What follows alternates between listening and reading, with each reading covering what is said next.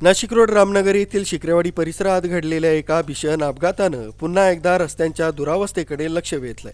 या अपघातात रामनगर येथील रहिवासी जॉय निकाळजे याचा जागीच मृत्यू झाला, तर त्याच्यासोबत असलेली एक महिला गंभीर जखमी झाली। या घटनेने परिसरात शोककळा पसरली।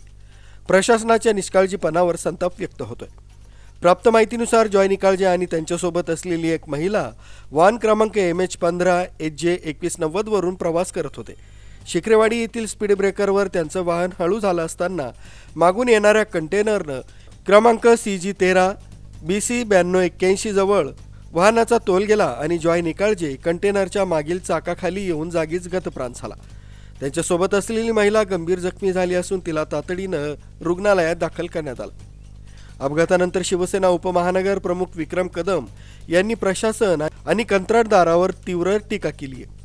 त्यांनी म्हटलंय की शिक्रेवाडी येथील स्पीड ब्रेकरची उंची कमी अधिक आहे, वाहतुकीचे नियोजन पूर्णपणे गैर आहे, रस्त्यावर फलक किंवा रिफ्लेक्टरचा अभाव आहे। या रस्त्यानं यापूर्वी अनेक निष्पापांचा बळी गेलाय, तरी प्रशासन आणि कंत्राटदार यांच्याकडून कोणतीही सुधारणा होत नाही। त्यांनी या प्रकरणी प्रशासन आणि कंत्राटदारावर सदोष मनुष्यवधाचा गुन्हा दाखल करण्याची मागणी केली।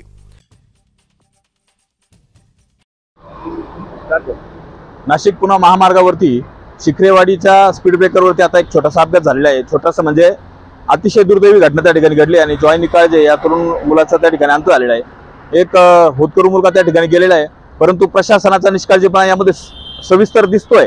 कारण या ठिकाणी असलेले स्पीड ब्रेकर यांची कमी अधिक प्रमाणात असलेली उंची आणि या ठिकाणी असलेली रहदारी या अतिशय मोठ्या प्रमाणात असल्या कारणानं या ठिकाणी अनेक विविध अपघात दररोज होतच आहेत आणि गेल्या 15 दिवसांमध्ये हा दुसरा अपघात आहे। उपनगर या ठिकाणी मागच्या वेळी एक महिलेचा त्या ठिकाणी करून अंत झालेला आहे, तरी प्रशासनाला जागा दिसत नाही।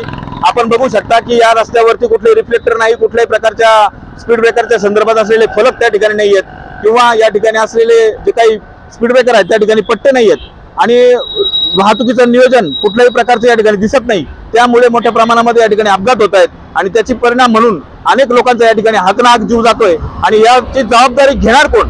प्रशासन असेल किंवा या ठिकाणचे जे कॉन्ट्रॅक्टर आहेत त्यांनी मागे जो रस्ता अस्तारीकरण केलं त्याच्यामध्ये त्या रस्त्यावरची जी लेअर आहे ती भरल्यानंतर ते स्पीड ब्रेकरची उंची जी आहे ती कमी अधिक प्रमाणात ठेवल्यामुळे आणि काही ठिकाणी स्पीड ब्रेकर बुजवूनच टाकल्यामुळे अनेक विविध अपघात त्या ठिकाणी घडतायत।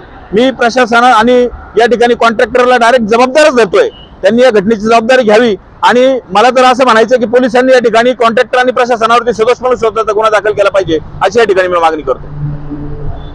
या घटनेची माहिती मिळताच पोलिसांनी घटनास्थळी धाव घेतली। मृतदेह रुग्णालयात पाठवण्यात आला। जखमी महिलेवर उपचार सुरू आहेत। कंटेनर चालकाविरुद्ध गुन्हा दाखल करण्याची प्रक्रिया सुरू आहे, तसंच कंटेनर जप्त करण्यात आलाय। पोलिसांनी प्राथमिक तपासात कंटेनरच्या बेदरकार वाहन चालकाला अपघाताचं कारण ठरवलंय। जॉय निकाळजेच्या अकाली निधनानं त्याच्या कुटुंबियावर आणि परिसरात दुःखाचा डोंगर कोसळलाय। स्थानिक नागरिकांनी रस्त्यांच्या दुरावस्थेवर आणि प्रशासनाच्या बेफिकिरीवर तीव्र नाराजी व्यक्त केली। या रस्त्यावर वारंवार अपघात होतात तरीही प्रशासन झोपलंय। किती जीव गमवावे लागतील अशी संतापजनक प्रतिक्रिया स्थानिकांनी दिली। प्रशासन कधी जागा होणार? या अपघातानं पुन्हा एकदा रस्त्यांच्या सुरक्षिततेचा प्रश्न ऐरणीवर आलाय। नागरिकांनी आणि शिवसेना शिंदे गट विक्रम कदम यांनी रस्त्यांची दुरुस्ती, योग्य वाहतूक नियोजन आणि स्पीड ब्रेकरच्या मानकांचं पालन करण्याची मागणी केली। जोपर्यंत प्रशासन आणि कंत्राटदार यांच्यावर कठोर कारवाई होत नाही तोपर्यंत अशा घटना थांबणार नाहीत अशी भीती व्यक्त करण्यात आली। मुख्य संचालक रवींद्र जाधव, लोकराज्य न्यूज, नाशिक रोड।